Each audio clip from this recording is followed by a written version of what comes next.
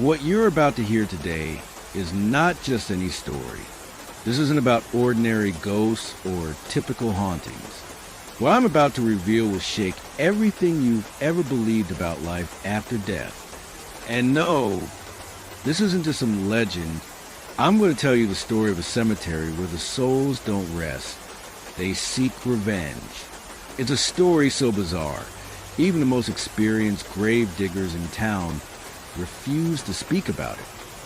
You might think cemeteries are just dark, quiet places, but what if I told you some cemeteries hold more than just bodies? What if I told you that what happens after the sun sets could be more real and more terrifying than anything you've ever imagined? Get ready to understand something that will flip your perception of horror upside down. What Jack, the grave digger, discovered that night isn't something you'll find in ghost stories. It's a chilling reality that no human should ever witness. But he saw it, and now, maybe you'll have to see it too. If you think you can watch this video out of mere curiosity, think again. Every second you spend watching, you're getting closer to the same mystery that caused Jack to disappear forever. And I promise you one thing. After watching this, you'll never look at a cemetery the same way again. That's a promise. So, if you have the courage, if you're still here, prepare yourself for a dive into the darkest secrets of beyond. You've heard the rumors, right? About the things that happen after midnight. The whispers, the shadows, and the eerie sound that don't belong. But what if I told you that someone hears them every single night? Someone who's been doing this job for years. Someone who has seen things you wouldn't believe. The wind whispered to the graveyard as Jack, the gravekeeper, walked between rows of gravestones. The cemetery, bathed in moonlight, felt peaceful, but that peace had a strange way of turning to dread when the clock struck midnight. Jack had been working here for years, long enough to know every inch of the land, every tree, every crack in the stone. But lately, something felt off. It started one quiet evening, as Jack was finishing up his rounds. He stood by an old mausoleum when he noticed a shadow moving across the graves, yet there was no one in sight. He shrugged it off, dismissing it as his tired eyes playing tricks on him. It wasn't the first time, after all, but that would soon change. As days turned to weeks, the strange occurrences began piling up.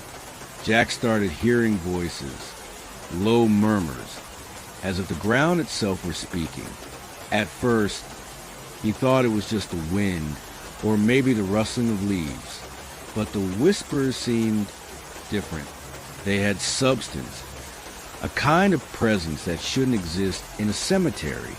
Then came the footsteps, heavy, deliberate steps that echoed in the quiet night. Jack assumed it was another night watchman, but when he checked, there was no one there. The sound always vanished when he tried to follow it, leaving nothing but a feeling of cold dread. One night, as Jack stood near an old, weathered headstone, something caught his eye, a figure, barely visible in the mist. It looked like someone dressed in graveyard clothes, but there was no one else working that night. Not a soul to be seen. He called out, but the figure didn't respond. It simply turned, moving slowly into the fog, vanishing into the night. Jack stood frozen, heart pounding in his chest. He had to know who or what was haunting this place. But as he tried to piece together the puzzle, he realized one unsettling truth. Some stories in the cemetery are meant to stay buried. And Jack's journey into the mystery of the graveyard had only just begun. As the nights passed, Jack couldn't shake the feeling that something was wrong. The cemetery, once a place of calm and solitude, had become an ominous shadow over his life. He started arriving earlier, hoping to catch a glimpse of whatever was that haunted these grounds. But each time, the place seemed quieter than ever, too quiet. It was on one of those nights, when the air felt thicker than usual, that Jack noticed something strange. The same old mausoleum where he had seen the figure earlier, the door was slightly ajar. It hadn't been that way before. Jack, heart racing, approached cautiously, his footsteps muffled by the soft dirt beneath his boots. As he pushed the door open, a cold draft hit his face, like the breath of something that had been waiting for him. Inside, the air smelled musty, old. The faint sound of something scraping echoed in the dark corners. But when Jack shone his flashlight around, nothing was there. He stepped forward, his hand trembling slightly as he gripped the beam of light. As his flashlight landed on an ancient stone coffin, something caught his eye. It was a name, etched into stone, worn with age but still legible. Thaddeus Graves. Jack's breath hitched. He had never noticed this name before, but something about it felt familiar. The whispering voices, the strange shadows, the cold presence that seemed to follow him. It all pointed back to this name, Thaddeus Graves. Who was he, and why was his grave hidden so far back in the cemetery? The hairs on the back of Jack's neck stood on end as he knelt down to get a closer look. As soon as his fingers touched the stone, the ground beneath him trembled. The scraping noise grew louder, almost deafening. It felt as if the earth itself was alive, awakening from some long slumber. Then, as Jack stood up, his flashlight flickered and went out. The whispers, which had been so faint, now filled the air, growing louder with every passing second. "Leave," they hissed. "Leave now." Panicked, Jack scrambled to turn the flashlight back on. When the beam finally cut through the darkness, he saw something that made his blood run cold. A figure standing at the far end of the mausoleum. The same figure he had seen before, only now it was closer, much closer. This time, the figure didn't vanish into the fog. It stepped forward, its hollow eyes locked on Jack, its lips twisting into a silent, mocking grin. Jack couldn't move, his feet frozen in place by the terror that gripped him. Suddenly, a voice, deep and raspy, broke the silence. "You shouldn't have come here. Some graves are meant to stay undisturbed." The figure raised its hand, and the mausoleum door slammed shut with a deafening crash. Jack was trapped, alone with whatever it was that had haunted this place for so long. And as the dark figure drew closer, Jack realized he wasn't just dealing with a ghost. This was something much darker, and it wasn't ready to let him go. Jack's pulse raced as the figure moved closer, its steps echoing through the small mausoleum like thunder. The air grew colder, the temperature dropping rapidly, as if the very walls were closing around him. His breath came in short. Panic gasped as he backed away, desperate to find an escape. But the door, his only way out, was shut fast, as though an invisible force had locked it from the outside. He tried the handle again, pulling with all his strength, but it wouldn't budge. The figure was right behind him now. He could feel its presence, as if the space around him had been infected with something dark, something unnatural. The whispers grew louder, clearer, as if the walls themselves were speaking in 1,000 voices, all warning him. "Thaddeus Graves." The name repeated itself over and over until it sounded like a chant. The figure stood motionless, staring at Jack with eyes that seemed hollow, endless, an abyss that threatened to pull him in. Jack could barely think, his mind racing, try and make sense of everything he'd witnessed. This wasn't just a ghost. It couldn't be. There was something deeper, darker at play. He had to get out. He had to... Suddenly, the ground beneath him trembled again. The entire mausoleum shook, the air filled with a low growl that seemed to come from the earth itself. Jack stumbled backward, his hands scraping against the cold stone walls as he tried to steady himself. Then, in an instant, the figure lunged forward, faster than Jack could react, its bony hands reaching out to grab him. A cold, unearthly chill passed through him as the figure touched his arm, sending a shockwave of terror through his body. "You shouldn't have disturbed me," the voice hissed, this time not from the figure's lips, but from the ground itself. Jack screamed, pulling away, but it was too late. The world around him blurred, and he felt himself being pulled into floor. His feet sank into ground as though it were swallowing him whole. The whispers grew louder, suffocating him, drowning him in their voices.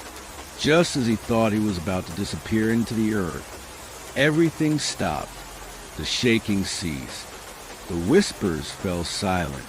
Jack opened his eyes, his body drenched in cold sweat. He was lying on the ground outside the mausoleum, gasping for air. The cemetery was still. No sounds, no whispers, only the soft rustle of leaves in the wind. But something had changed. He could feel it in his bones. The figure, the whispers, the dark presence, they hadn't left. They were still here, lurking in the shadows, waiting for the next soul foolish enough to uncover the cemetery's darkest secrets. Jack stumbled to his feet, heart still pounding, and turned to leave. But as he walked away, he caught a glimpse of something out of the corner of his eye. A figure standing at the far end of the graveyard, watching him. He couldn't see its face, but the shape was unmistakable. Thaddeus Graves. Jack's body froze once again. The name, the figure, it all made sense now. But it was too late. The cemetery had claimed him, and it wasn't about to let him go. Jack stumbled to the cemetery, his heart pounding in his chest, his mind a whirlwind of terror and confusion. He couldn't shake the feeling that something was following him, lurking just beyond the periphery of his vision. The figure he had seen, the one from the mausoleum, was no longer in sight, but Jack knew it was still out there, waiting for him. Every step he took fell heavier, as if the ground itself was pushing back, unwilling to let him leave. He turned to look over his shoulder, expecting to see the figure behind him. But there was nothing, just the twisted shapes of gravestones and the heavy, unnatural silence. The breeze that had once seemed calming now carried a sense of malice. It was as if the wind itself was trying to whisper something to him. Something he couldn't quite understand. Jack's skin crawled, the hairs on his neck standing on end. He had to get out of here. The cemetery was no longer just a job. It was a prison, and the more Jack thought about it, the more he realized that the thing haunting this place wasn't a ghost. It was something far older, far more ancient, something tied to the land itself. As he approached the cemetery gates, Jack's foot caught on something, a small, weathered stone lying in his path. He looked down, expecting to see just another grave marker, but what he saw made his blood run cold. The stone wasn't a gravestone. It was a nameplate, engraved with the words, Thaddeus Graves. Jack froze. This wasn't possible. He had seen that name before in the mausoleum, etched into the stone. But how was this stone here, lying on the ground in front of him? And why had he never noticed it before? The whispers returned, louder this time, their voices filled with urgency and anger. Leave this place, or be buried with us. Jack stumbled back, his mind reeling. Was it a warning, a curse, or something even worse? Suddenly, the ground beneath him shifted. Jack felt a sharp pull at his legs, as if the earth itself was trying to drag him down. He scrambled to his feet, but it was too late. The earth opened up beneath him, and he fell. The world spun, his body twisting in midair as he plunged deeper into the ground. He landed hard, his head slamming against something cold and unforgiving. His vision blurred, and for a moment, he couldn't make sense of where he was. He tried to stand, but his legs felt weak, as if the very air had drained him of all strength. The moment Jack looked around, his blood froze. He was no longer outside the cemetery. He was underground. A vast, ancient crypt stretched out before him, the walls lined with coffins, their lids slightly ajar. The stench of decay filled the air, suffocating him. And then from the shadows he saw them, dozens of figures, their eyes glowing faintly in the darkness. They weren't human. They moved toward him slowly, deliberately, their bodies twisted and deformed. Some had faces that were barely recognizable, while others had no faces at all, just empty sockets where their eyes should have been. Their mouths hung open, but no sound came from them. They were silent, but their presence spoke volumes.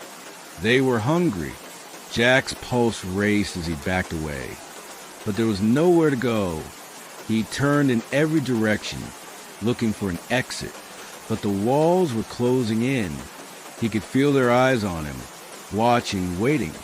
The whispers were now a deafening chorus, filling his ears with their maddening sound. Thaddeus Graves. Jack's heart skipped a beat. He turned, and there, standing in the center of the crypt, was a figure, the same one that had haunted him since that first night, Thaddeus Graves. But now, Jack saw the full horror of what he was facing.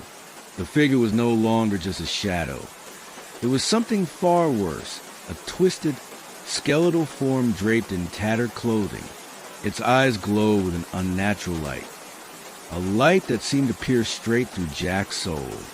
"You should never have come here," Thaddeus whispered, his voice a rasping hiss that reverberated through the crypt. The ground trembled beneath Jack's feet, and the crypt seemed to come alive, the coffin shaking and creaking as if the dead within were beginning to stir. The whispers grew louder, louder than ever before, filling Jack's mind with cacophony of voices. "Leave or join us." Jack turned to run, but the air was thick with the weight of the crypt, and the walls seemed to shift around him, trapping him in this nightmare. He looked over his shoulder. Thaddeus was gone, but the shadows remained, closing around him. The whispers intensified, becoming deafening. Jack was no longer sure if he was even awake, or if this was all just a fevered dream. The ground beneath him quaked again, and Jack could feel himself falling deeper into the darkness. And then, just as suddenly as it had started, everything stopped. The whispers ceased. The ground stopped shaking. Jack opened his eyes, but he was no longer in the crypt. He was back at the cemetery gates. The world was silent. No shadows, no figures. But something had changed. Jack felt it in his bones. He wasn't alone. He turned, and there, in the distance, standing at the edge of the graveyard, was Thaddeus Graves. Watching, waiting. The game had only just begun. Jack's legs felt like jelly as he stumbled away from the graveyard gates. He didn't dare look back, not wanting to see what might be following him, or worse, what might have stayed behind. But as he reached the end of the cemetery, a cold, unnatural breeze swept through the air, causing him to shiver violently.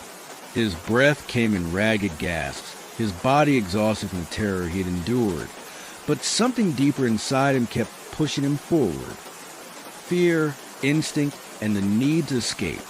But as he reached the road beyond the cemetery, he heard it, that unmistakable sound. Footsteps, slow, methodical, relentless. He froze. Jack slowly turned his head, and there, just past the gates, was Thaddeus Graves. Not standing still this time, but walking toward him, step by step, slowly, deliberately. Jack's heart raced in his chest as he realized that no matter how fast he ran, The figure was always closer, always just behind him. With each step, the figure seemed to grow larger, its form becoming more defined, more tangible, as if it were walking out of the very ground itself. Thaddeus's eyes locked onto Jack's, and in that moment, Jack felt as if he were no longer in control of his own body. The world seemed to tilt, as if the line between the living and the dead was beginning to blur. "You can never escape," Thaddeus whispered, his voice a low growl that vibrated through the air. Jack's knees buckled and he fell to the ground, too terrified to move, to breathe, to even think.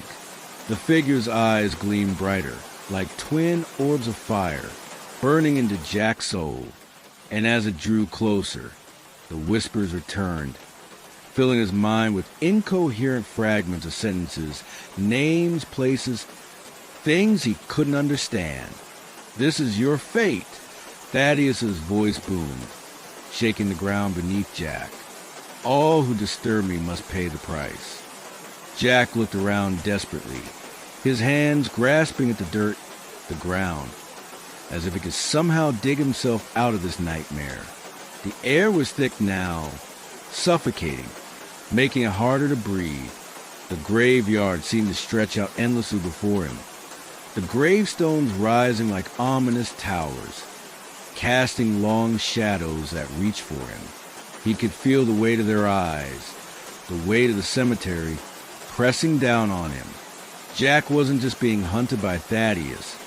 He was being drawn deeper into the cemetery itself, into its secrets, its curses.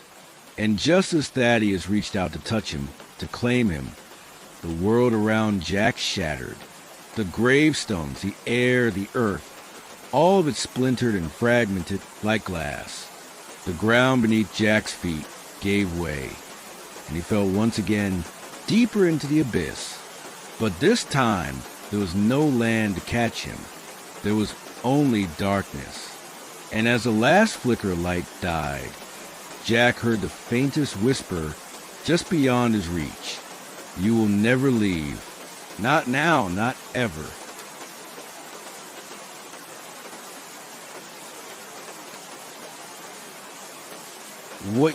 How's the lighting in the room you're in right now? Dim? Flickering? Have you checked behind you in the last few minutes? No reason, just curious.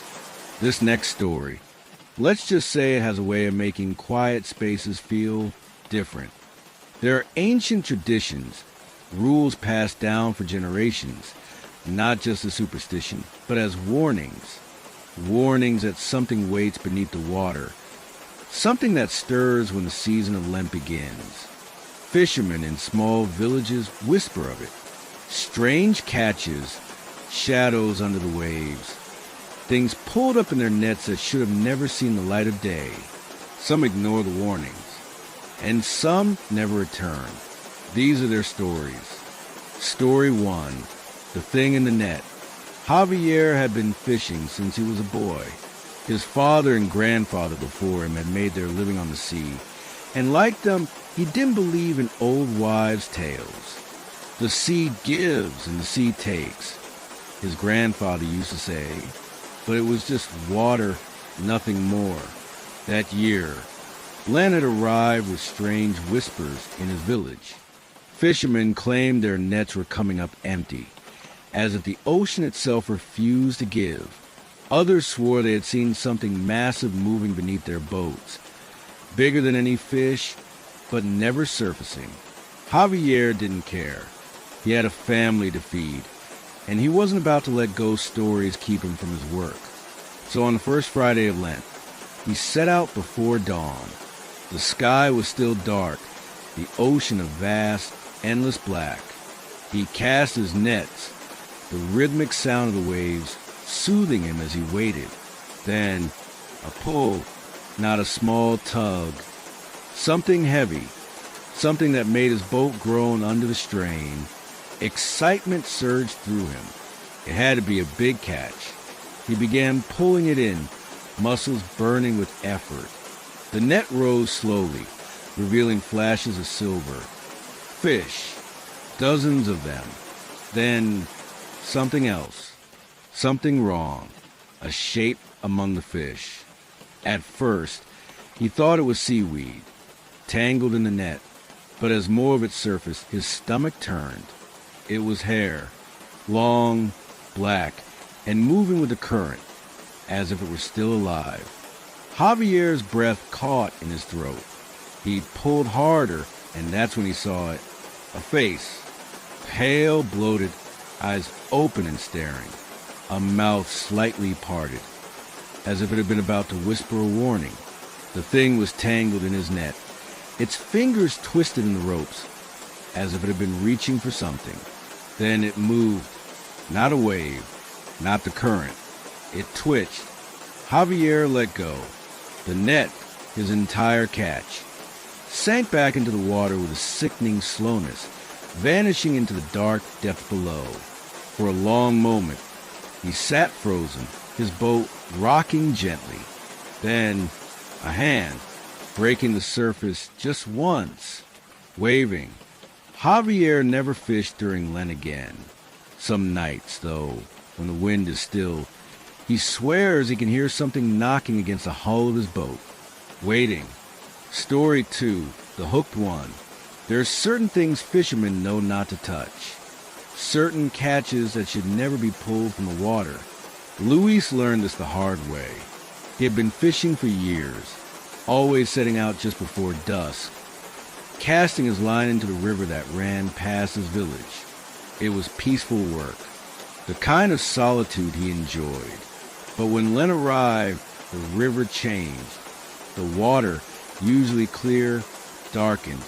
The fish were scarce, their usual movements sluggish, almost unnatural. Some of the older fishermen refused to go near the water, muttering prayers under their breath. Not during Lent, they warned. Something else stirs in the river this time of year. Luis ignored them. Superstitions didn't fill empty stomachs.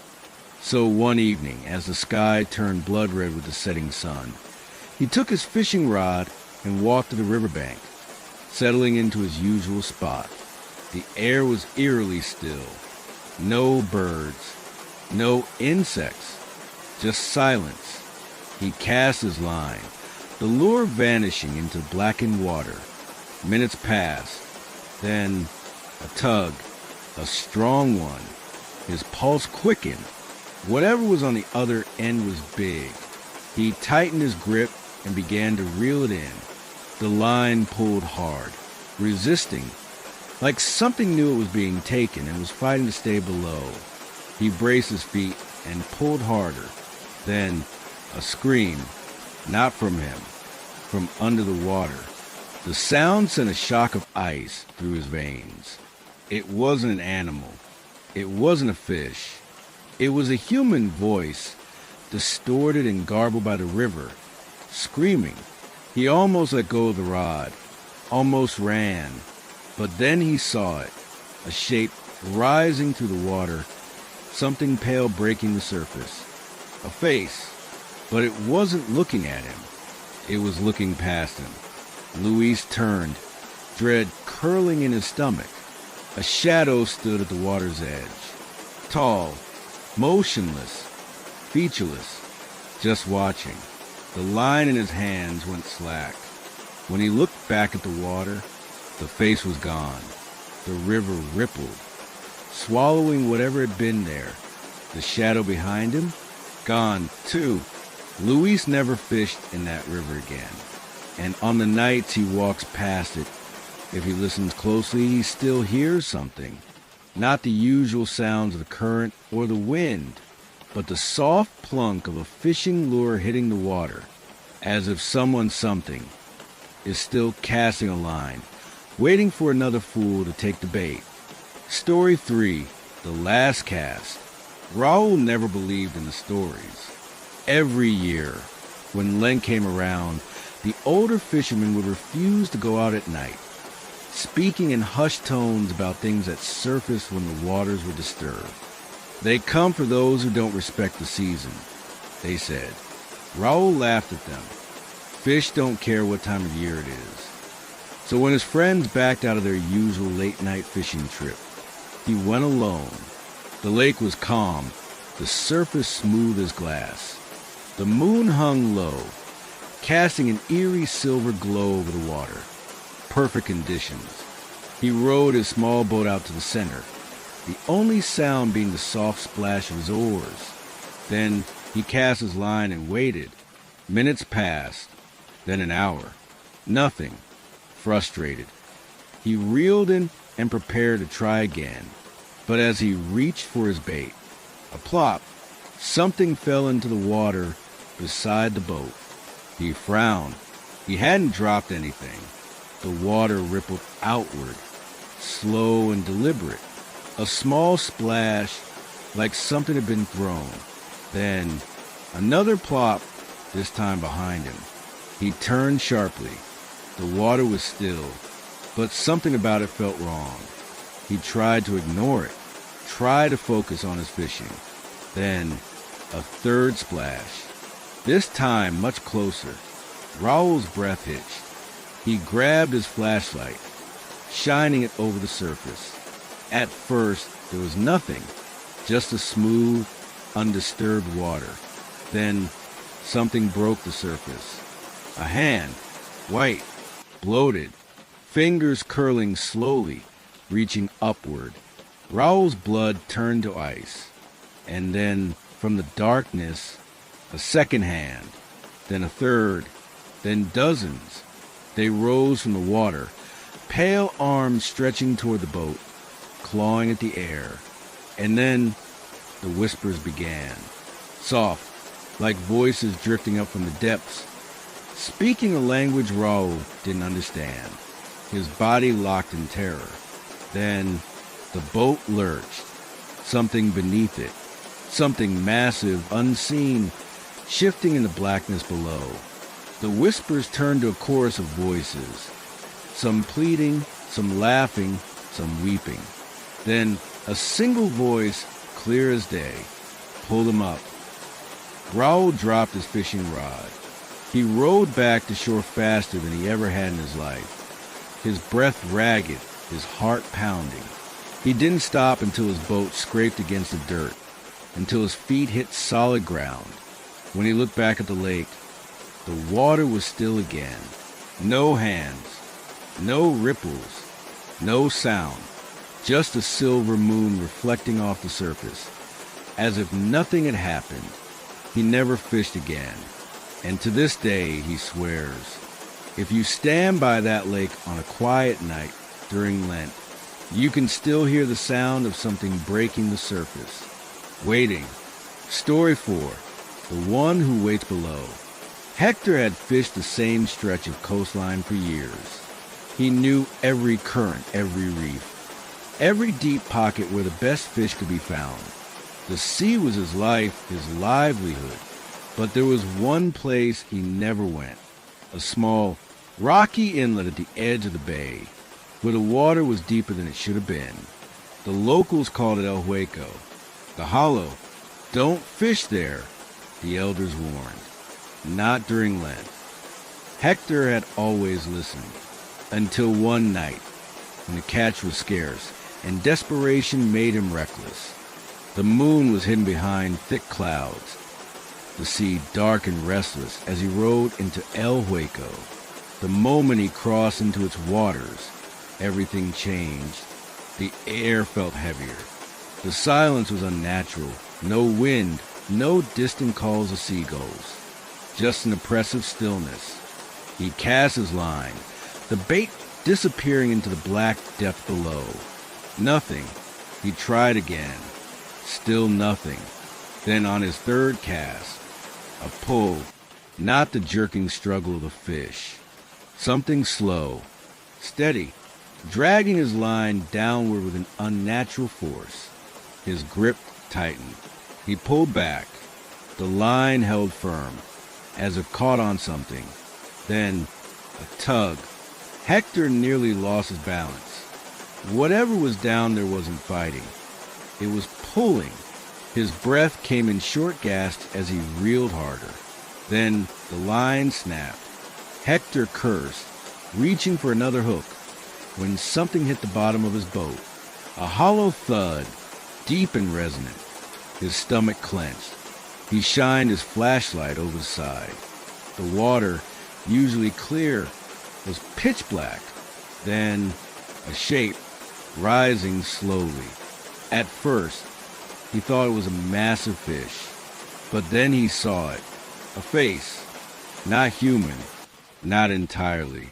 Its skin was the sickly gray of something that had never felt sunlight.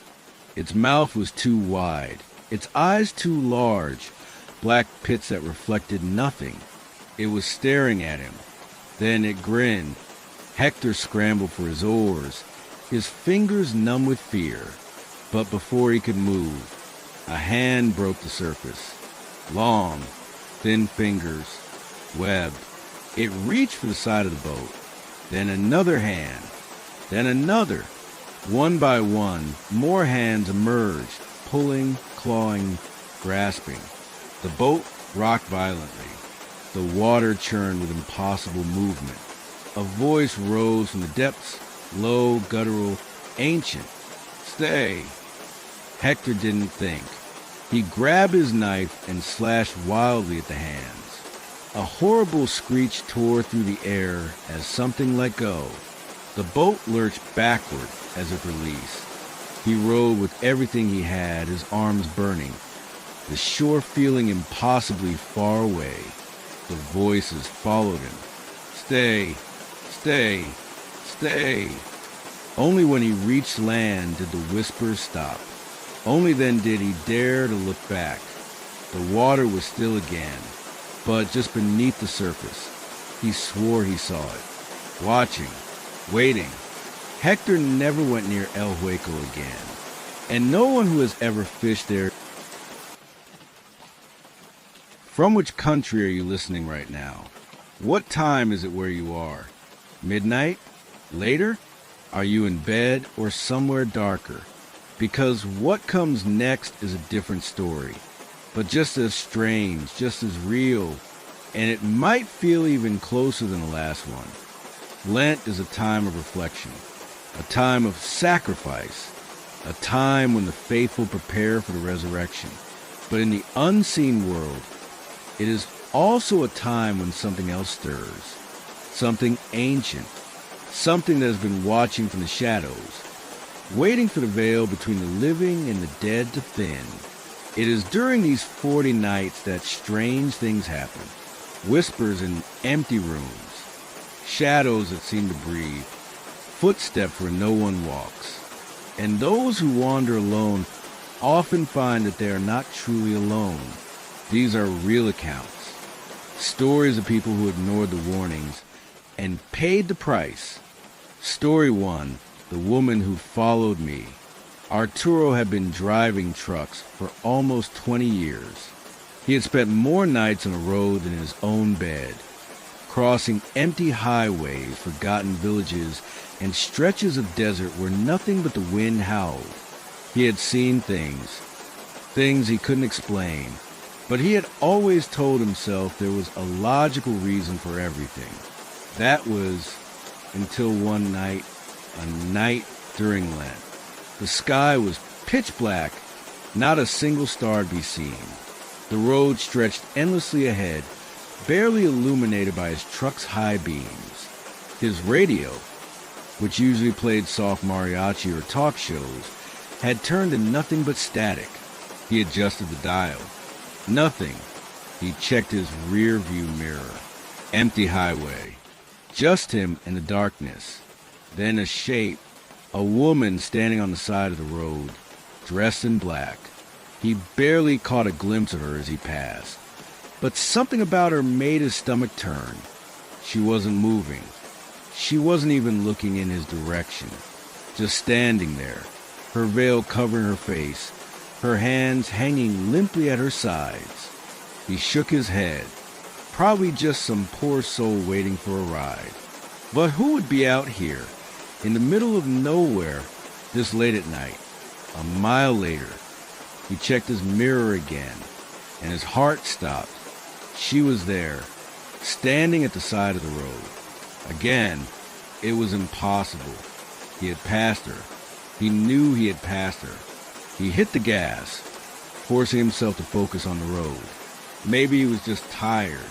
Maybe it was nothing. The radio static grew louder.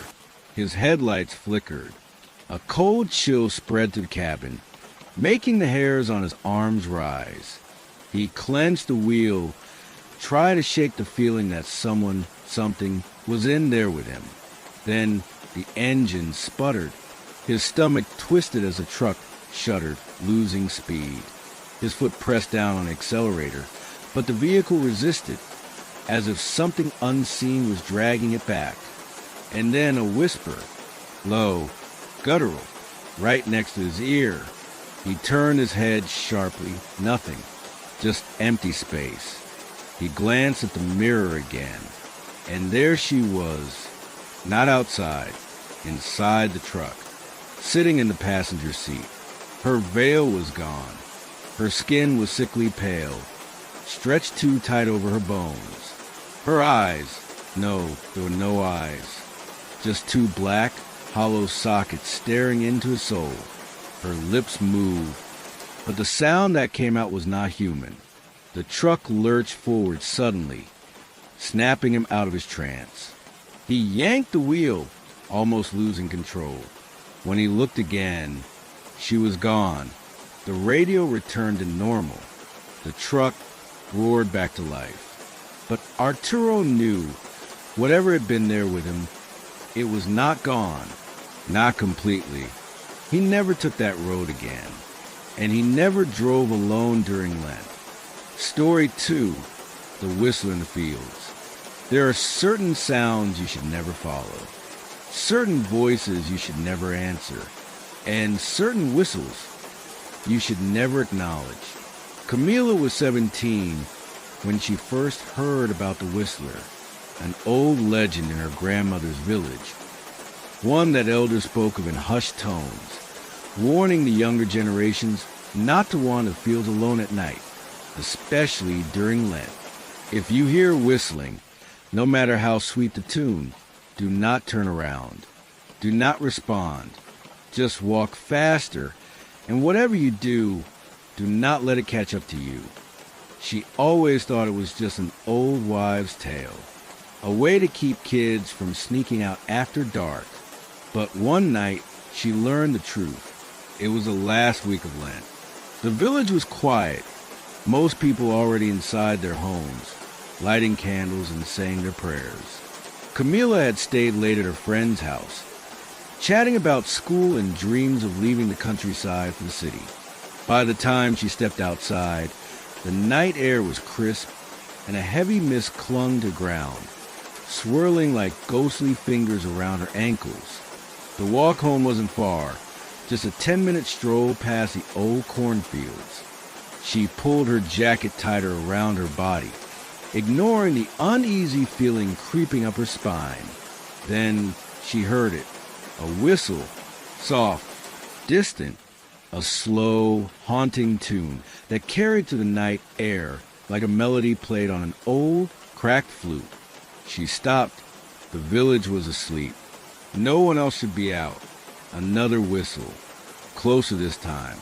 A cold sweat broke out on her skin. Her grandmother's warning echoed in her head. Do not turn around.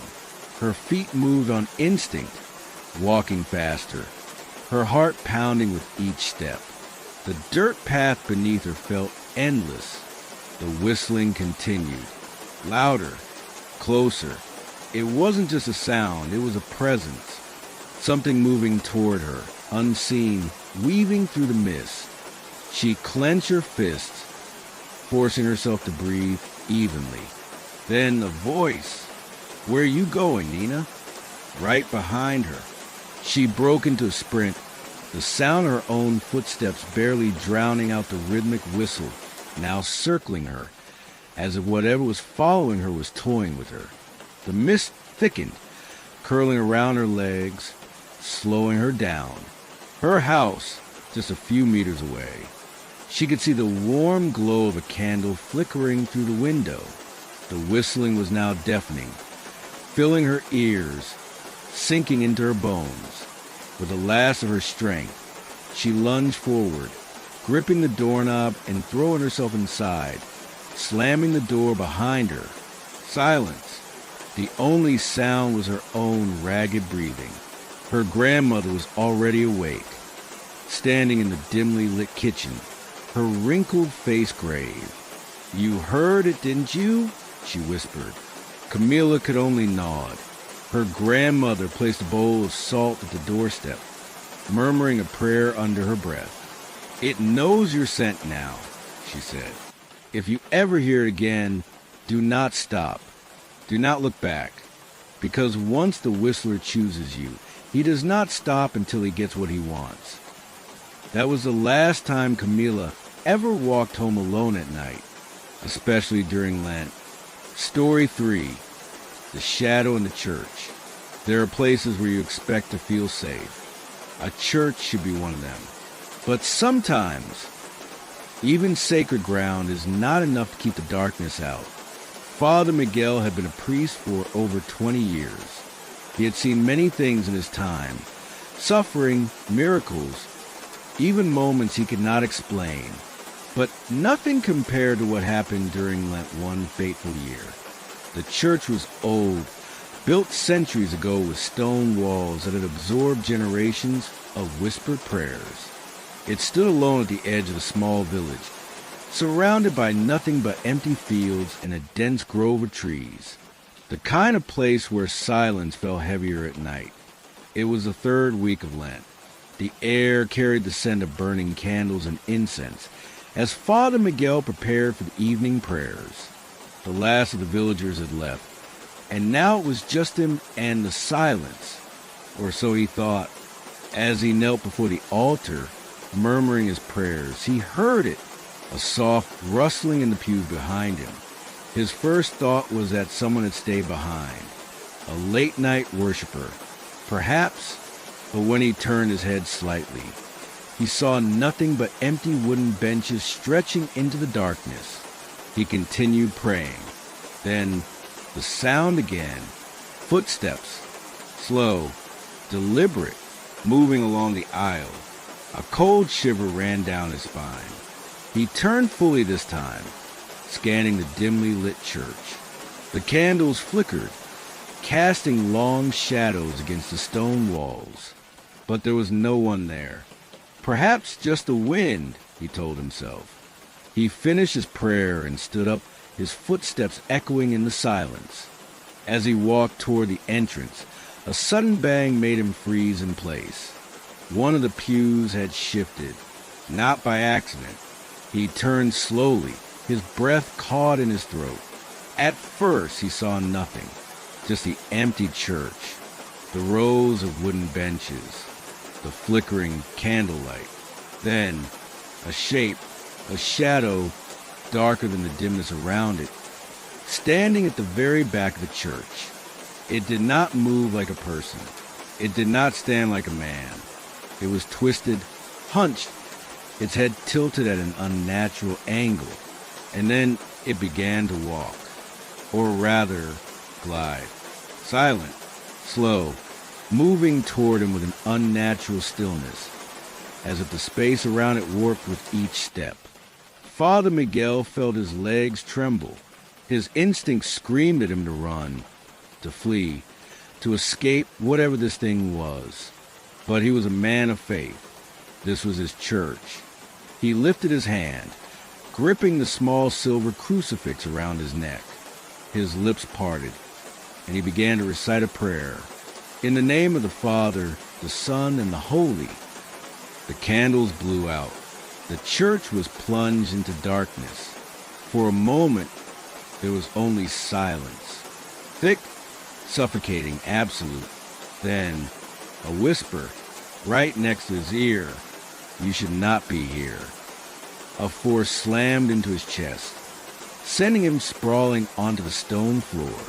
His vision blurred, his breath stolen from his lungs. The air was thick with something foul, something ancient. With every ounce of willpower, he forced himself up, clutching the crucifix. He didn't see the shadow anymore, but he felt it, Watching, waiting, he staggered toward the church doors, his trembling fingers barely able to grasp the handle. As soon as he stepped outside, the heavy wooden doors slammed shut behind him with a force that shook the ground. He never entered that church alone at night again, and when Easter finally arrived, he left that village for good. Some places, he realized, were not meant to be saved. Are you using headphones right now? Or is the sound playing out loud in the room? Is anyone else listening with you, or are you truly alone? Have you looked around lately just to be sure? The next story has a strange way of making people feel watched. Let's see if it does the same to you. Have you ever been home alone and felt watched? The kind of sensation where you're sure someone or something is lurking just beyond your sight, the stillness of an empty house. Yet every sound seems too loud, every shadow seems too dark. Let me take you through some chilling, true stories of being home alone that might make you think twice about your next night in. Story 1. The Whispering Shadows. Sarah was no stranger to late nights. As a freelance writer, her apartment was her sanctuary. The city's hum and distant car horns were the soundtrack to her evenings, and she often worked late into the night undisturbed. She lived alone in a modest apartment on the third floor of an old, weathered building in the city center. The creaking of the wooden floors and the sound of the pipes groaning from time to time were familiar noises she had grown accustomed to. But tonight felt different. She couldn't explain it, but something about the stillness felt off. The apartment, usually comforting in its solitude, suddenly felt too quiet, too oppressive. Sarah pushed the uneasy feeling to the back of her mind, blaming it on the stress of the deadline she was facing. She poured herself a cup of coffee and sat down at her desk, the glow of the screen the only light in the room. It was exactly 3:07 a.m. when it happened. The first whisper came out of nowhere. It was faint, like the rustling of a leaf outside her window, but Sarah was sure she heard it. A whisper. Sarah, her heart skipped. She paused, listening. The apartment was silent again, except for the hum of her computer. She stood up from her chair, walking toward the living room. The shadows from the streetlights outside filtered into the blinds, casting strange shapes across the walls. Everything looked normal, but as she walked back to her desk, she saw something, just a fleeting glimpse. A shadow moved across the hallway, too fast to be caught in her peripheral vision. She stopped dead in her tracks. The shadow was no bigger than a person, but there was something wrong about it. It didn't belong. Her pulse quickened, and her hands trembled. She turned back toward her desk, telling herself it was just her mind playing tricks, a result of overwork and exhaustion. But deep down, she knew it wasn't. The whisper came again, louder this time. Sarah, Sarah. Her breath hitched as she turned toward the bedroom door, barely ajar. Her eyes darted toward the hallway, but there was nothing there. Her entire body tensed, as if her senses were on high alert. She quickly grabbed her phone and dialed her best friend, hoping to shake off the feeling, but the call didn't go through. The screen froze. The call wouldn't even connect. A chill ran down her spine as she realized the room felt colder, despite the fact that the heater had been running all night. The air around her felt dense, heavy. Sarah was no longer alone. She could feel it. Then came the sound, a slow, deliberate scraping noise, coming from the hallway. It was like fingernails dragging across a chalkboard, distant but unmistakable. Her breath caught in her throat. She rushed to the hallway, but as soon as she reached it, the sound stopped. The hallway was empty, but the feeling, it didn't go away. Sarah tried to shake it off, forcing herself to move quickly through her apartment, checking every room, every corner, but the whispers followed her. They were getting louder, more insistent. "Sarah, Sarah." The voice was right behind her now, as if breathing down her neck. In a panic, she ran to the front door, but before she could reach it, she froze. There, standing at the entrance to the hallway, was a shadow, long and thin, stretching unnaturally across the floor. It was a figure, tall and distorted, its features completely obscured by darkness. It didn't move, just stood there, staring at her. The whisper came one last time, sharp and clear. "Sarah, help me." And then silence. Her legs gave out beneath her, and she collapsed to the floor, gasping for air. When she finally gathered the strength to stand, she bolted for the door, slamming it shut behind her. She didn't care about her things, her work, or the apartment she had called home for so long. She just needed to leave. The next morning, Sarah decided to return to her apartment, convinced that she had been imagining things. But as soon as she walked into the building, she was met with a chilling revelation. The landlord informed her that the previous tenant, an elderly woman named Mrs. Walker, had passed away years ago. What was even more disturbing was the fact that she had been found just outside Sarah's apartment, in the hallway, lying motionless as if she had been trying to get back inside. The building management had been trying to sell the apartment for months, but always fell through.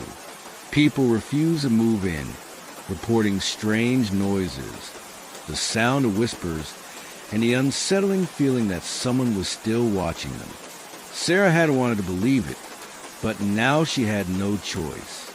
Could it be that the voice she heard, the whisper that followed her, was that of Mrs. Walker, still trapped in the very place she had died?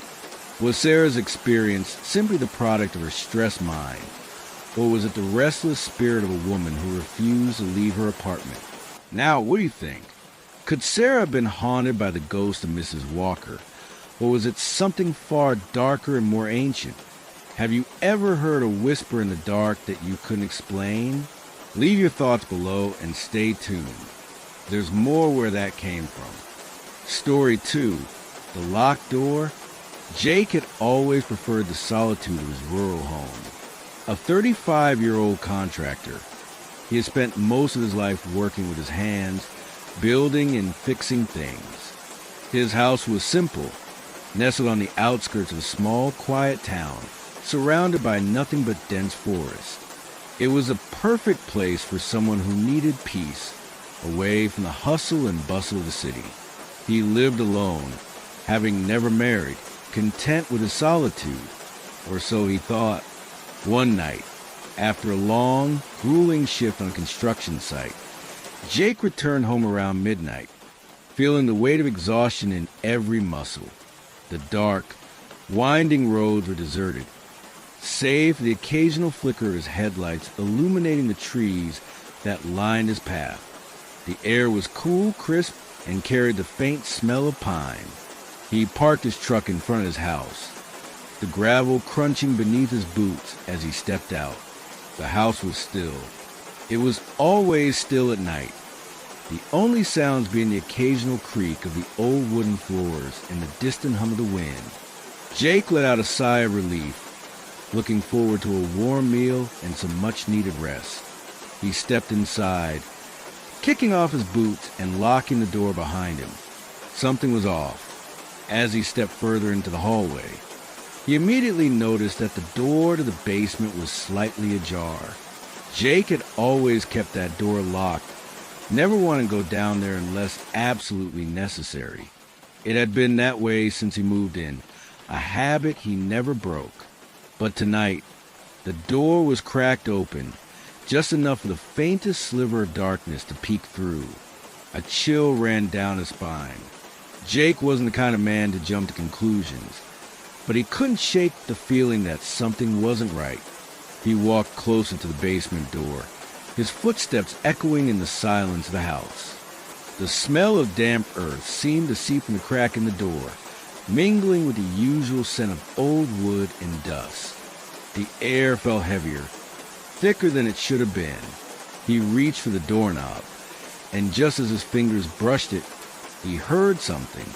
A low growl, almost like an animal, but not quite.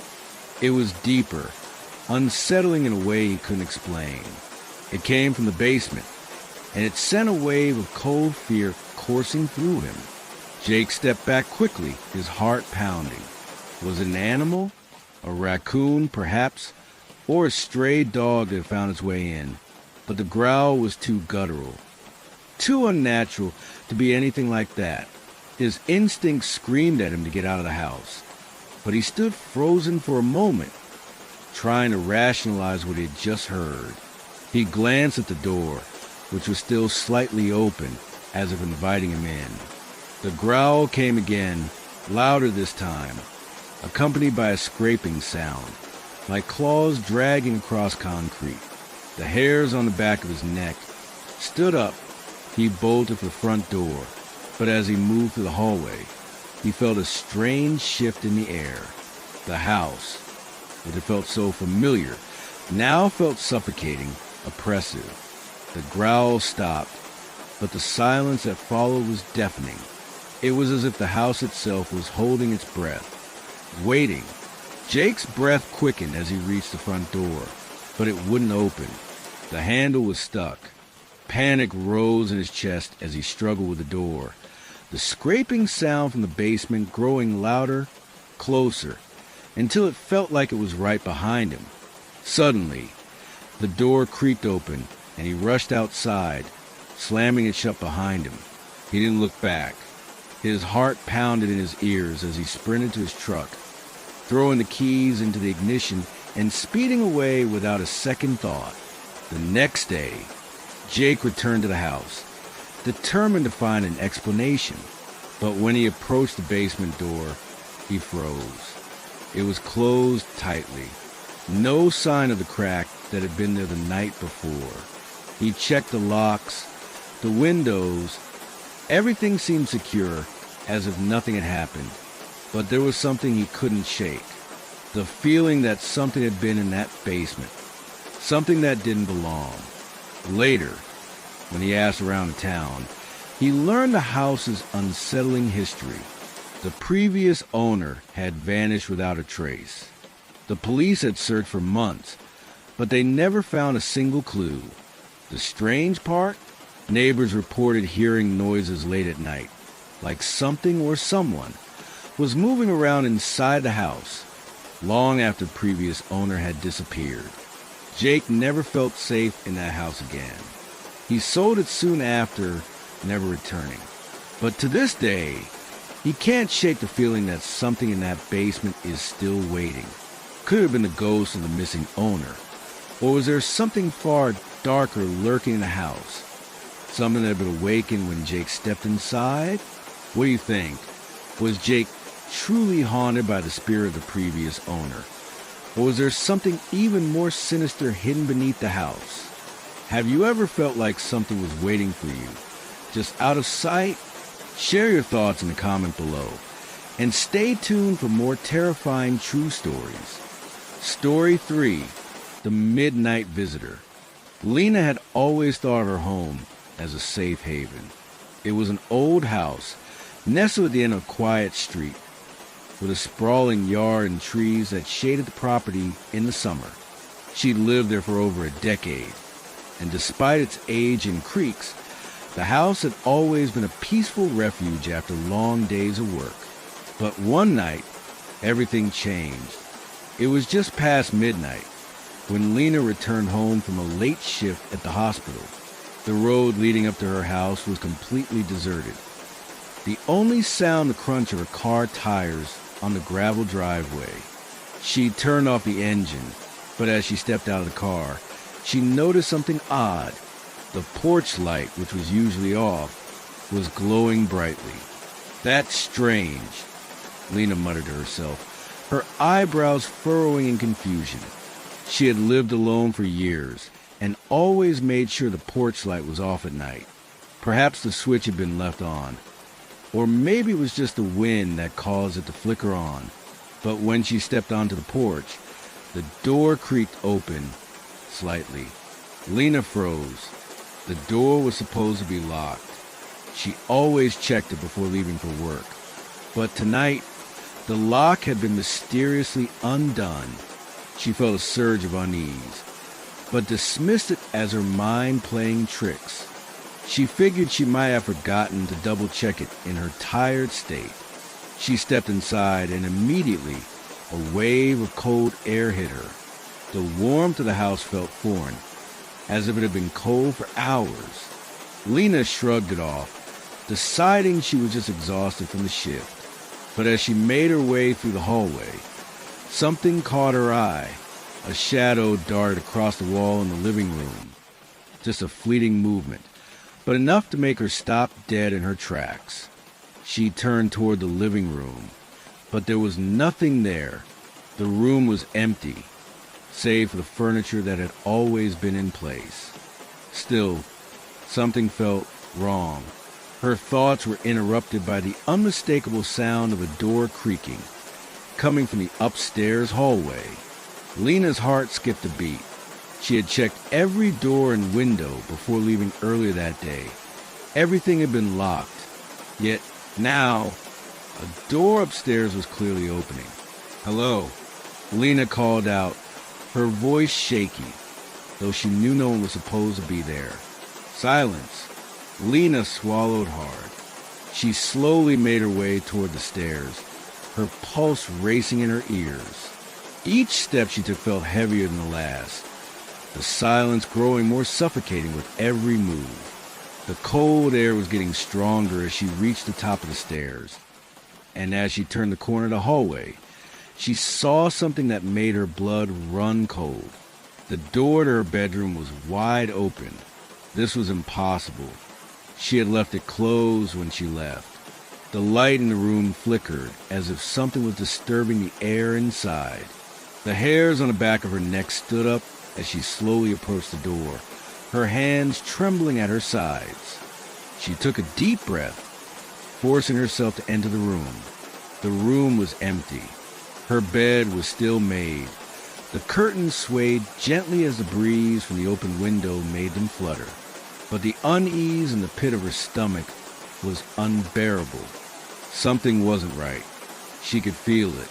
A presence lingered in the room, as if someone had just been there. That's when she saw it. A figure standing at the far end of the room, near the window. It was tall, too tall to be anyone Lena recognized. The figure stood motionless, its back to her, as if waiting for her to approach. Lena's breath caught in her throat, her legs refusing to move. But then, as if sensing her presence, the figure slowly turned around.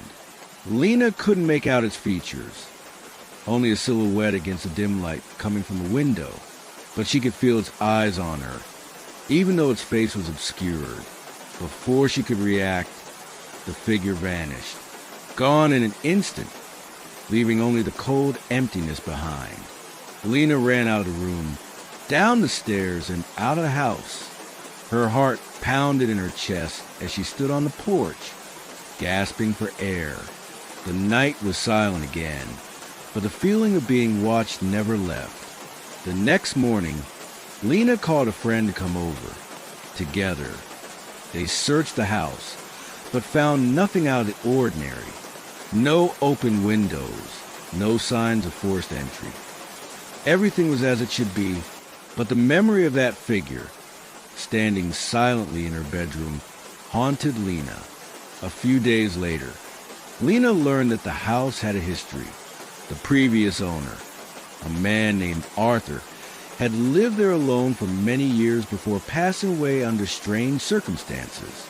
He had been found in the upstairs bedroom, his body cold, but with no visible signs of trauma. Neighbors had reported seeing strange shadows in the windows at night, but no one could ever explain it.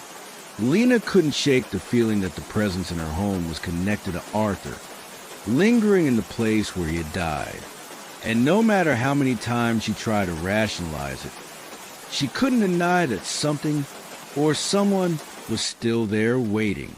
Was the figure Lena saw just a figment of her imagination, or had Arthur's restless spirit returned to the place he once called home? Do you believe in the spirits of those who have passed, or do you think Lena's mind simply played tricks on her?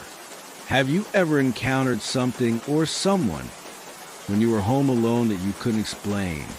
Leave your thoughts in the comment below, and stay tuned for more terrifying true stories.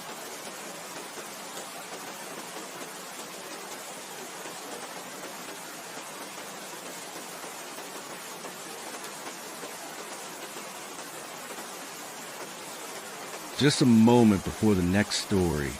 Have you been sleeping well lately? No strange dreams? No shadows moving just before you open your eyes? Sometimes, the stories we hear at night find their way into the dark corners of our minds.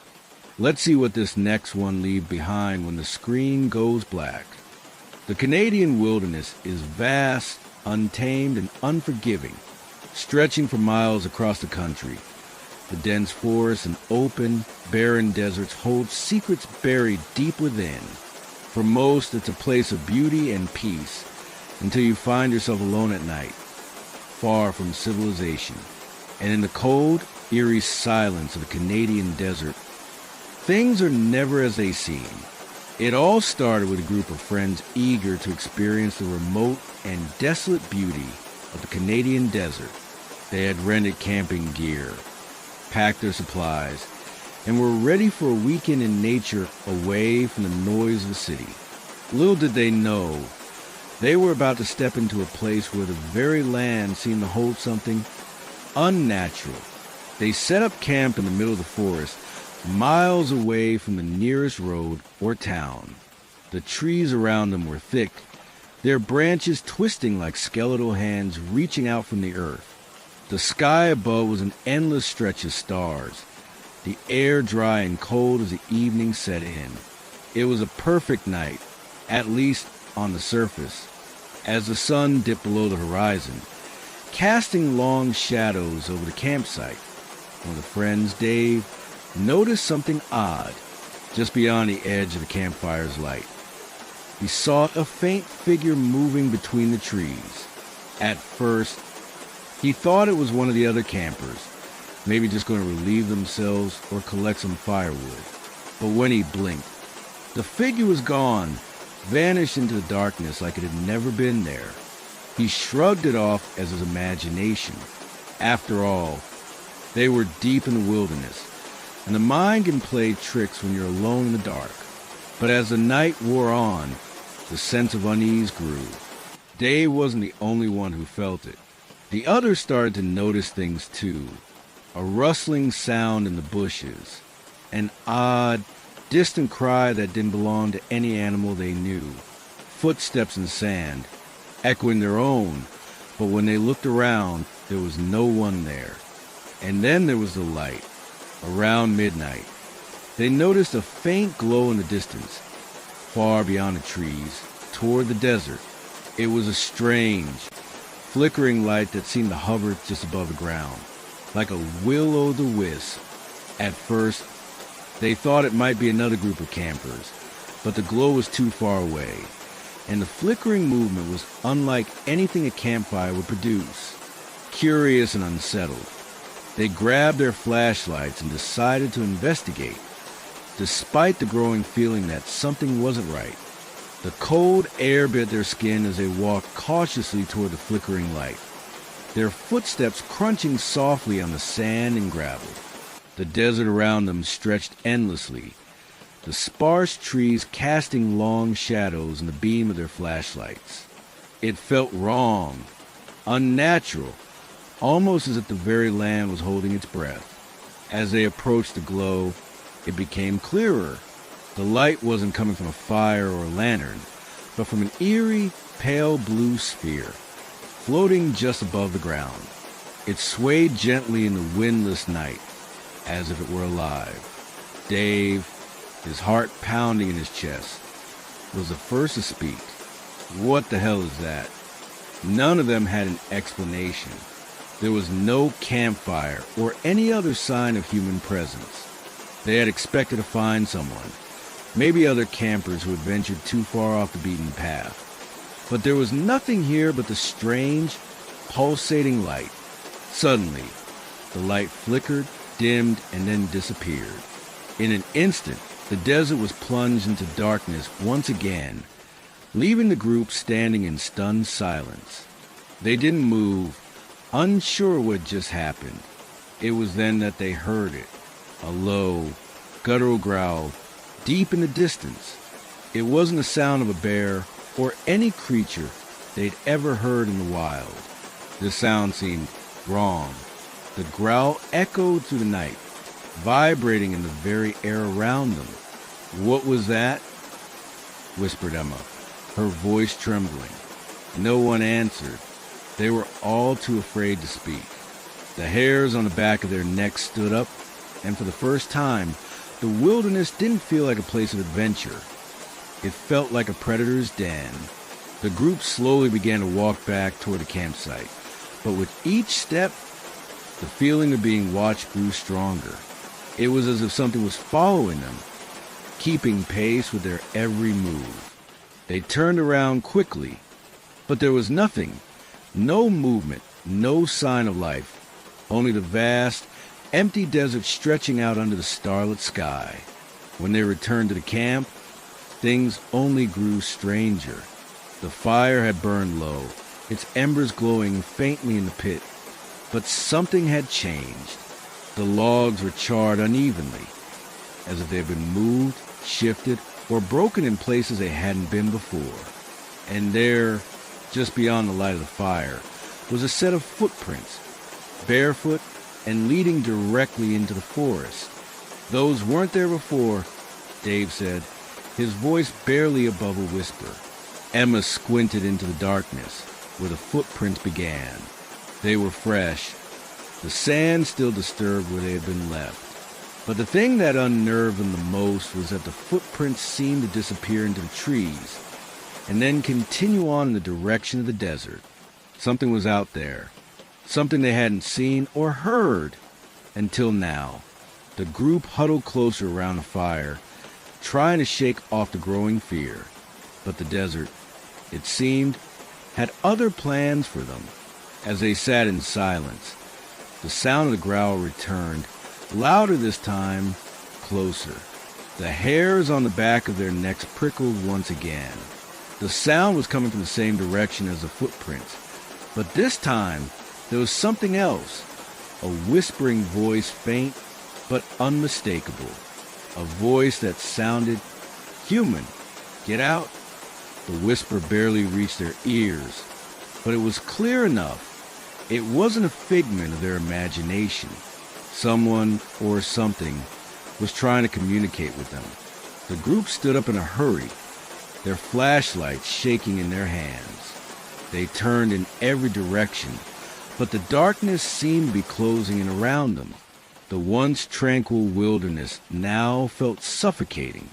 There was something alive out there, and it wasn't friendly.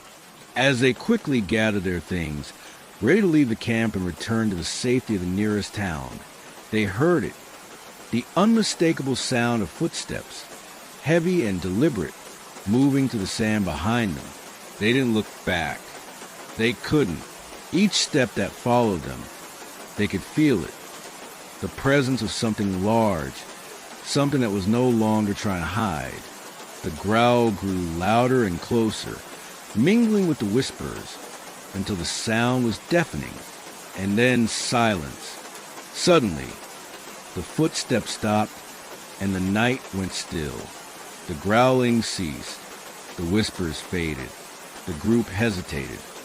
Their breath caught in their throats. They turned around slowly, shining their flashlights into the darkness. But there was nothing, no figure, no presence, only the cold wind and the endless desert. It was as if whatever had been following them had simply vanished. The silence felt like a weight, pressing down on them, suffocating every breath. The air was colder now, unnervingly so, as if the desert itself was holding its breath, waiting for something to happen. The group stood motionless for a long moment, their flashlights cutting through the dark but revealing nothing. No sign of the footsteps, no figure, no trace of whatever had been stalking them. It was as if the entire wilderness had decided to erase the strange events of the night, leaving nothing behind but an empty desert, the wind carrying nothing but whispers. Dave was the first to speak, his voice barely above a whisper. "We need to leave. Now." There was no argument. Without saying another word, they quickly packed up their camp, shoving everything haphazardly into their bags, moving as if something were about to pounce on them. The forest was now an ominous shadow, the trees looming like silent sentinels, watching, waiting. Every rustle in the underbrush, every crackling of a branch, sent their hearts racing. They'd almost finished packing when Emma froze, her flashlight trembling in her hands.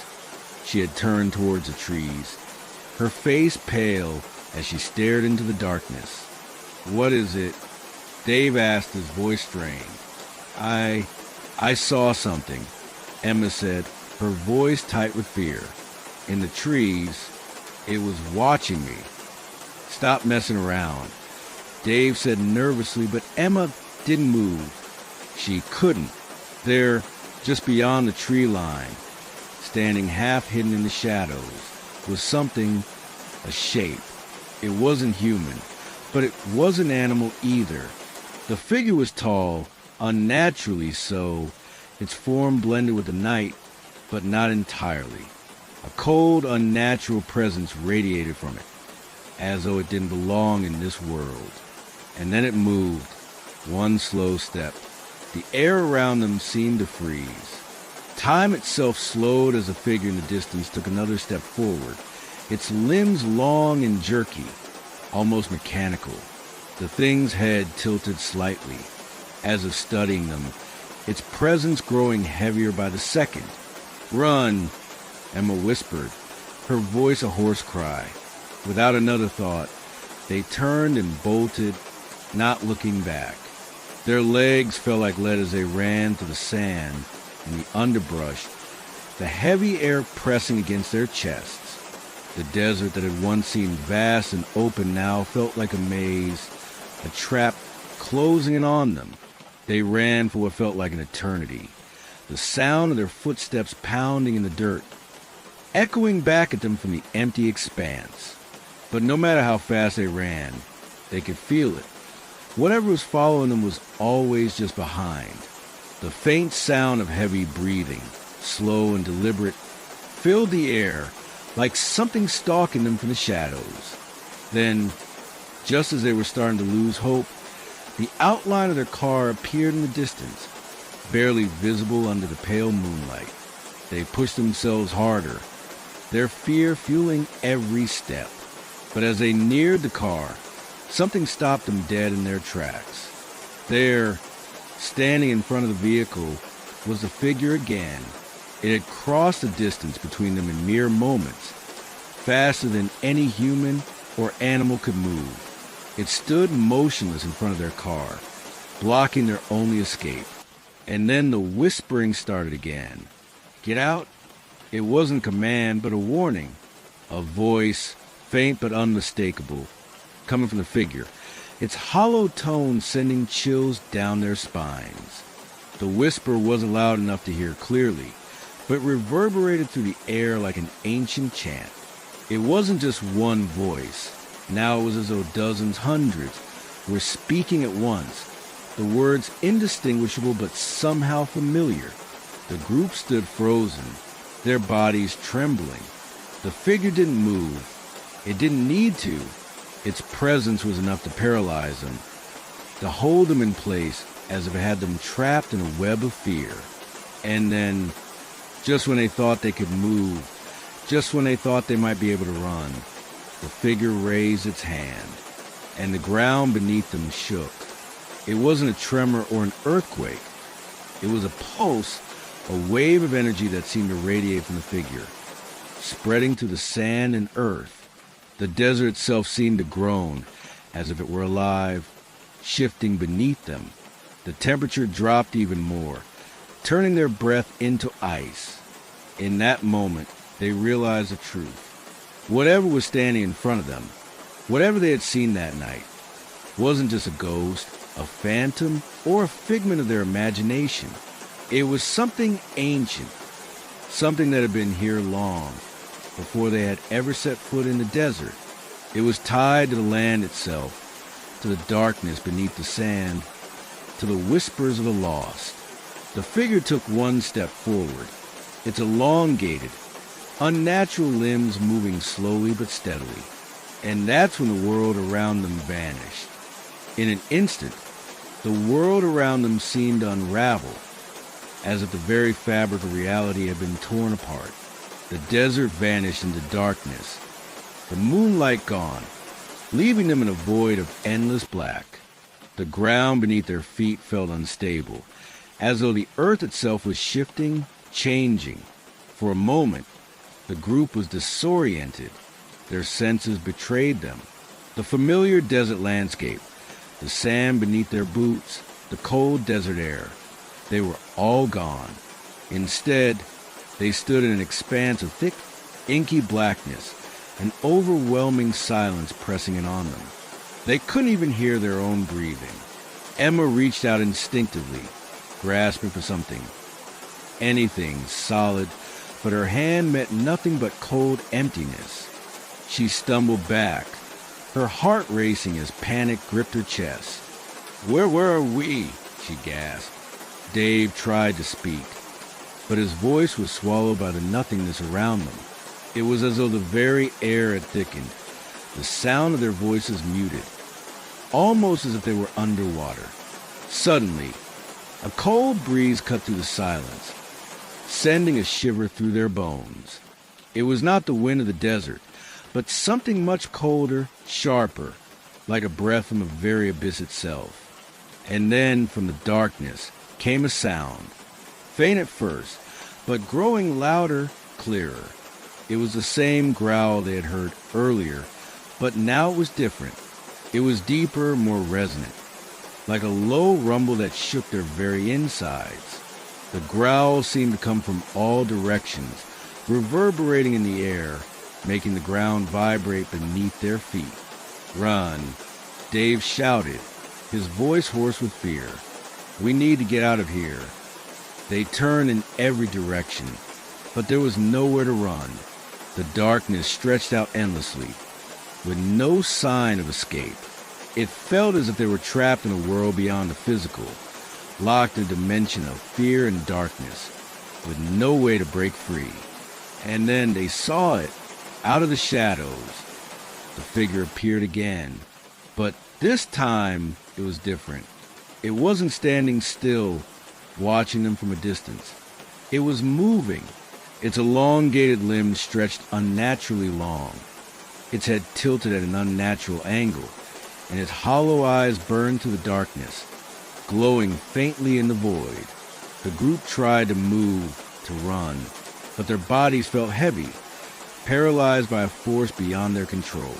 The air around them seemed to thicken, making each step more difficult, as though the very fabric of time and space had bent to the will of the figure. The growl grew louder. The whispers started again, echoing in their ears, overlapping with one another in a maddening chorus. "Leave! Leave, it's too late." The voice was no longer a whisper. It was everywhere, inside their heads, filling their minds with a sense of dread so deep, so overwhelming, that they could feel their sanity slipping away. It was as if the very presence of the figure was peeling away their will to live, turning them into mere puppets at its mercy. Then a soft laugh echoed through the darkness. It wasn't human. It was otherworldly, filled with malice and ancient power. The sound seemed to stretch for miles, reverberating through the very air around them. "You cannot leave." The voice was chilling, filled with the weight of centuries. It felt like the earth itself was speaking, like the desert, the land, and the spirits trapped within it were alive, aware and hungry, in the blink of an eye. The figure moved closer, its form shifting and distorting as it approached them. Its head snapped in their direction. The hollow eyes locked onto them with an intensity that made their blood run cold. They couldn't move, couldn't breathe, trapped in the suffocating grip of the figure's gaze. And then, without warning, the ground beneath their feet split. A deep rift opened up, the earth cracking like an ancient tomb being unearthed. The group screamed as the darkness swallowed them, pulling them into the chasm. They tumbled down into the depths of the earth, their bodies weightless as they fell into the void. As they fell, the whispers grew louder, the growl closer, until all sound was replaced by a deafening silence. The darkness was all-consuming, a place where light could not exist, where time stood still. And then everything stopped. Before we head into the next story, can I ask you something? When was the last time you heard a noise in your house and ignored it? Do you remember what it sounded like? A creak, a knock, a whisper? Sometimes we brush off what we're not ready to face. Let's hope that's not the case with this next story. Throughout history, certain places have been marked by strange occurrences. But there's one type of place that becomes even more mysterious when night falls: late-night restaurants. Behind closed doors, where chefs work tirelessly into the night, and the few remaining customers seek solace in their meal, something much darker might be lurking. But what happens when the lights flicker, the air grows colder, and the silence takes on a life of its own? What shadows move just outside our sight? Tonight, we explore stories that happen in these very places, where the ordinary meets the terrifying and where fear is always waiting. Story 1. The Chef and the Ghost of the Abandoned Restaurant. In a small, quaint town stood a restaurant famous for its home-cooked meals. The building, however, was older than anyone cared to admit. The chef, an experienced and meticulous man, often stayed after hours, refining his recipes, rearranging ingredients, or just preparing for the next day's rush. But there was something unsettling about the building, something that made him stay just a little longer each night. One evening, while adjusting the kitchen lights, he heard a scraping sound from one of the tables in the far corner. It was faint, but he couldn't ignore it. Assuming it was the wind pushing against a loose window, he walked over. To his shock, the table, usually set for four, was now covered with an empty plate and a half-full glass of wine. Yet, the chair at the table was rocking back and forth. He paused, a sense of dread creeping over him, but quickly dismissed it as fatigue. That was until the temperature in the room suddenly dropped, and he saw his breath fogging in the cold air. Then, the whispering started. At first, it was so soft he couldn't make out the words, but as it grew louder, it became clear. "Don't ignore me." The voice was unmistakable. It was the voice of his long-dead mentor, the man who had taught him everything he knew about cooking. The chef's heart pounded as he turned to face the empty room, but no one was there. The next night, as he worked alone, a chilling presence pressed against him. Every utensil, every pot seemed to vibrate with an unseen force. He caught glimpses of fleeting shadows in the corners of his eyes, and for the first time, he felt the overwhelming need to leave. But it was too late. As the clock struck midnight, he vanished without a trace. The kitchen was found untouched the next morning, but the faintest scent of his mentor's perfume still lingered in the air. And now, they say, the kitchen is still haunted. And if you listen closely, you might hear the sound of utensils clinking or a voice calling your name. Story 2. The Waiter and the Mysterious Woman. In a bustling city, there stood a high-end restaurant where the food was art and the service was impeccable. Late one evening, as the staff was preparing to close, a woman entered through the heavy wooden doors. the bell above chiming softly.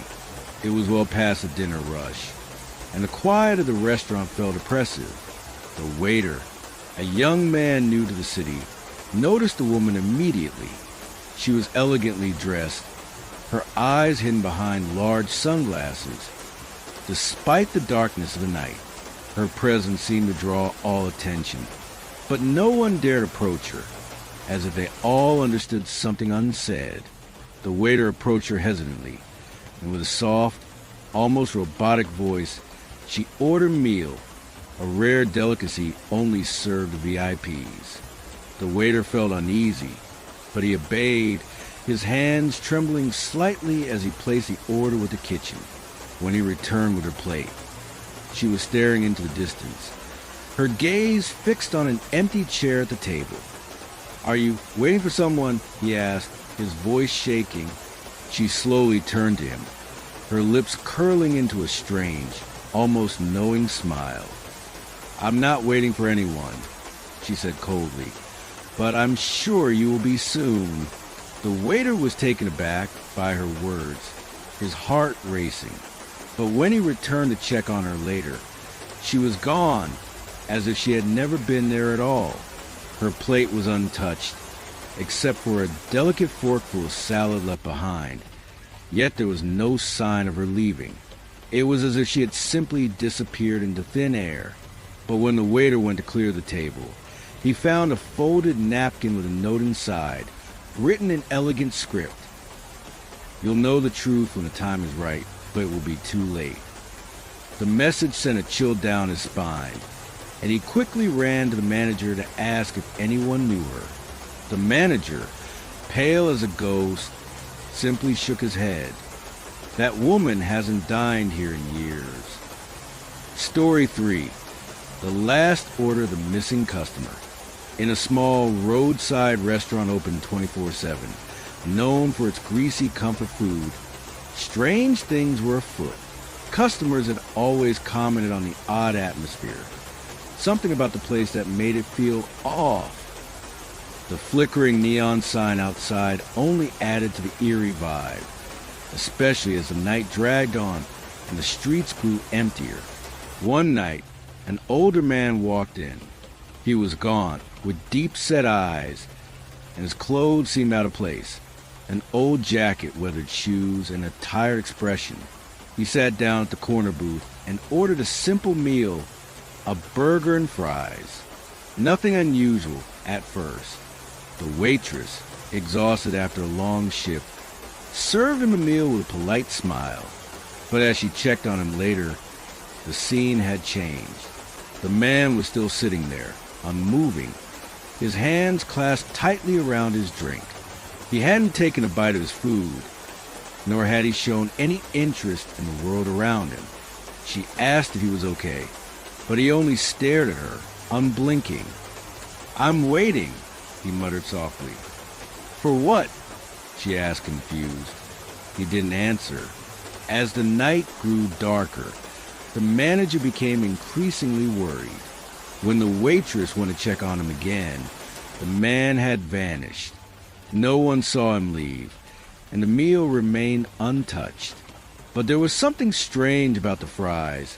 Each one was crushed, as if someone had deliberately squeezed them. On the plate was a folded napkin with a note. "It's not the food that keeps you here. It's the shadows." The manager, now trembling, checked the security footage. But all that was visible were dark figures passing through the restaurant. Nothing of the man, nothing at all. The police were called, but no missing person report existed for him. The only clue left behind was a cold plate of fries, forever uncrushed by the stranger who never was. The restaurant, once a beacon of comfort, is now said to be haunted by that same man, waiting for someone, anyone, who will understand his message. Late-night restaurants are more than just places of food.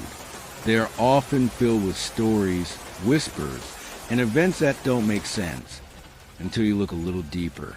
The line between the living and the dead blurs in the darkness, and sometimes what's left behind isn't just a meal.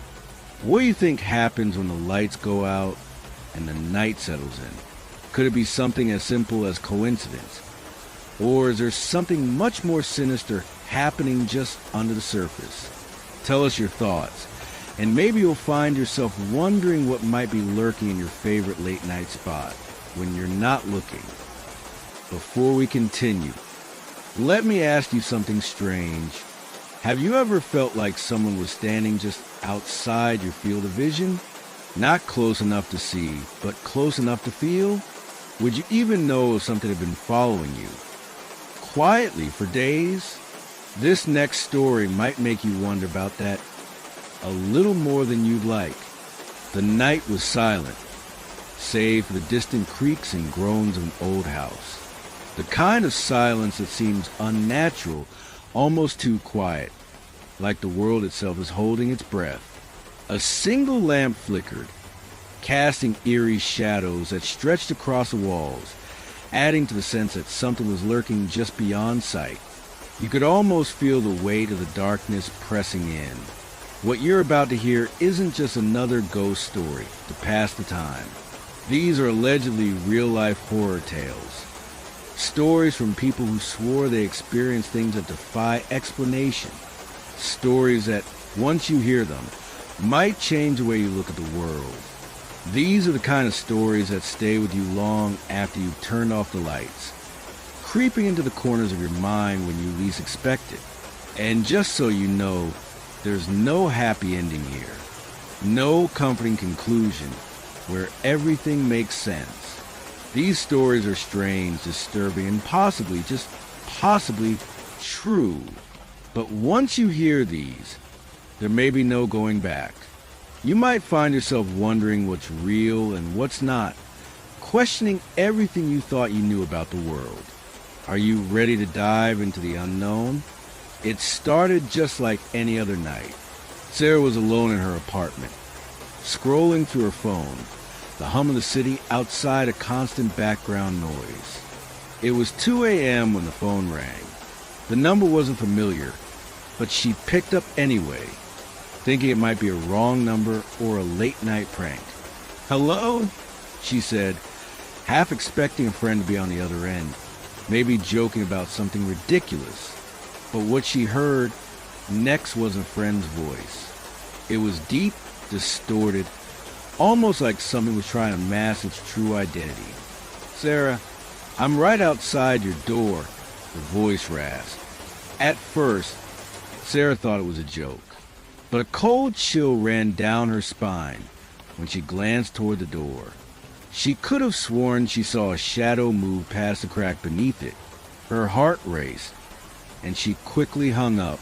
But just as she was about to dismiss the call, the phone rang again. This time, she didn't answer.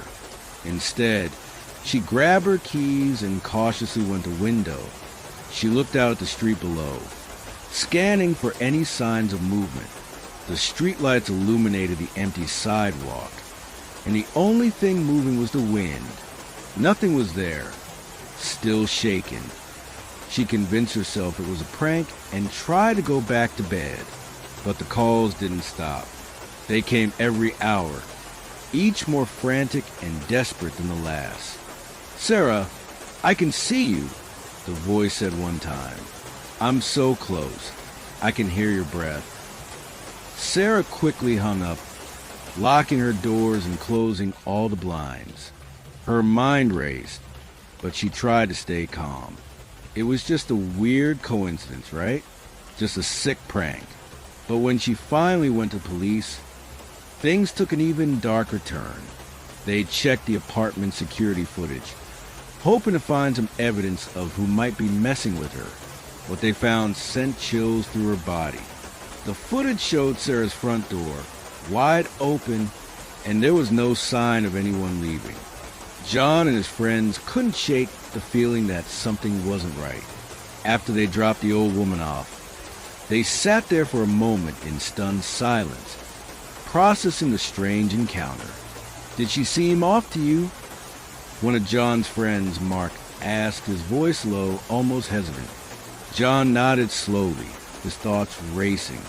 Something about the way she had spoken, her slow movements, the deep sadness in her eyes. It was as if she had been trapped in time, like a ghost. But John was no believer in supernatural phenomena. He tried to shake it off. Maybe it was just the isolation of the road playing tricks on them. But when they turned around and head back the same route, things began to feel even stranger. The fog had grown thicker, swallowing the road in its dense white shroud. The headlights of the car barely pierced through, and every turn seemed to twist and distort in ways that felt wrong.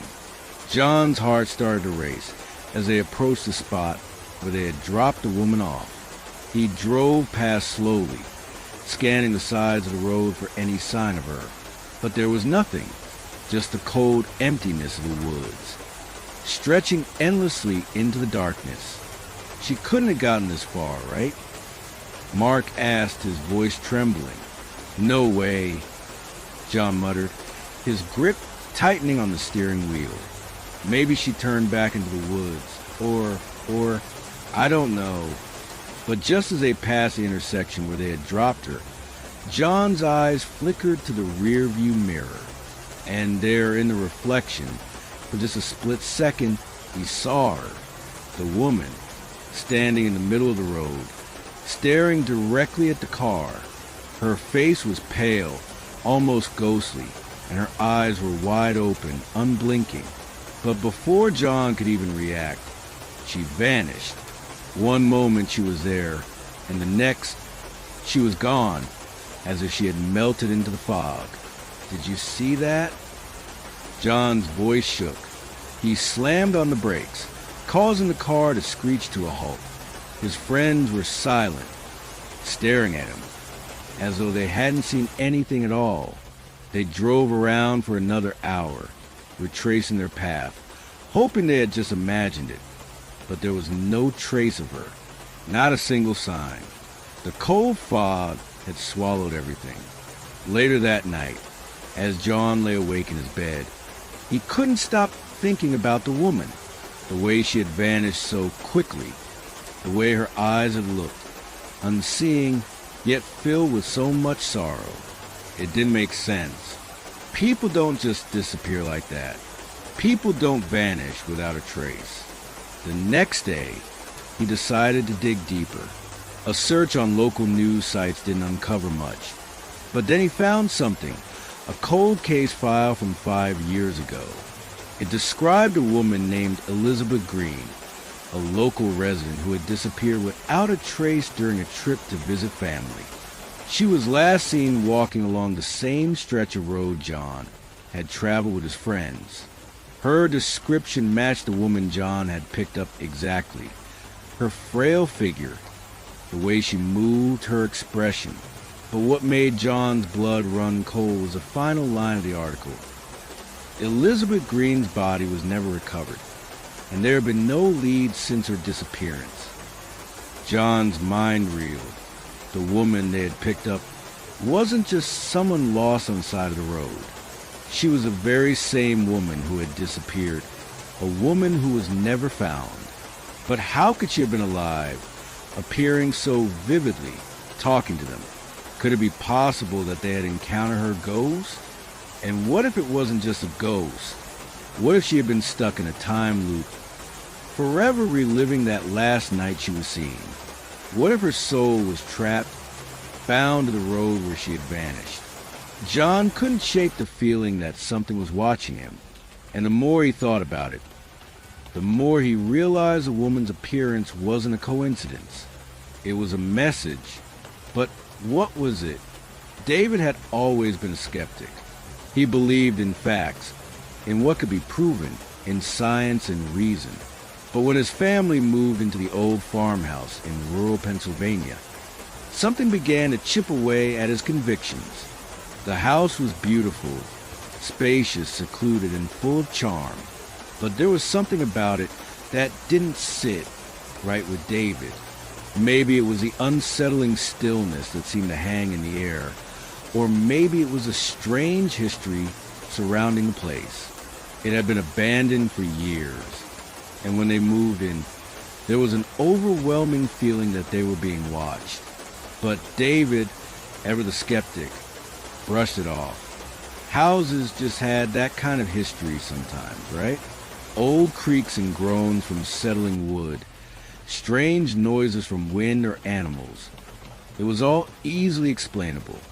At first, it was small things, objects being out of place when they knew they had left them where they were supposed to be. But as time passed, the incidents grew stranger, more unnerving. One night, while David was sitting in the living room, reading a book, he heard what sounded like footsteps coming from upstairs. His first instinct was to chalk it up to the house settling, but it wasn't like any creak he had heard before. These were distinct, deliberate steps, slow, heavy, as if someone was walking across the wooden floors. He called out, thinking maybe one of his children had gotten up. No response. Slowly, he got up and walked toward the staircase.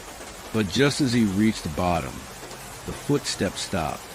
David stood there for a moment, staring at the dark hallway leading up to the second floor. His heart began to race, but he still refused to believe it. It had to be something logical, something he just hadn't noticed before. He turned back, walking toward the kitchen to grab a drink, tried to shake off the feeling that had begun to creep up his spine. But as he entered the kitchen, the air grew colder, a sudden, unnatural chill that made him shiver. The hairs on the back of his neck stood up. He felt it then, the unmistakable sensation of being watched. He spun around, but there was nothing there.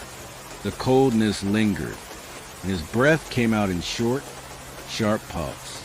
He turned the light on, but it did nothing to ease the unease in his gut. That night, when David went to bed, he felt a strange weight on his chest, as though something invisible was pressing down on him. He could feel it, even in his dreams.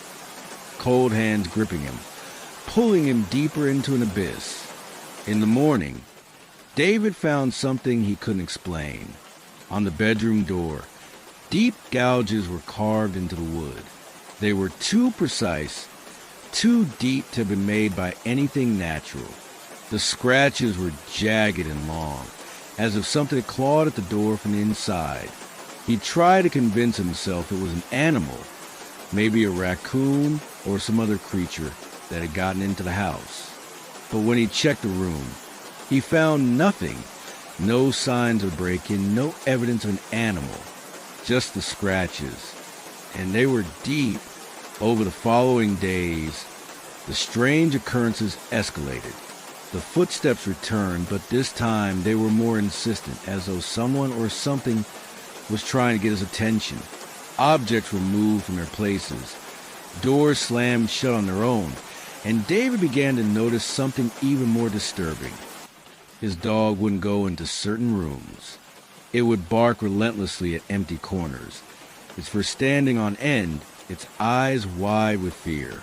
And when David tried to follow its gaze, there was nothing there, only shadows that seemed to stretch just a little too far.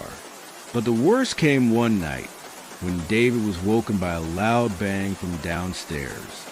He grabbed a flashlight and made his way cautiously to the stairwell. But before he could even take the first step down, a force, invisible but undeniable, shoved him backwards.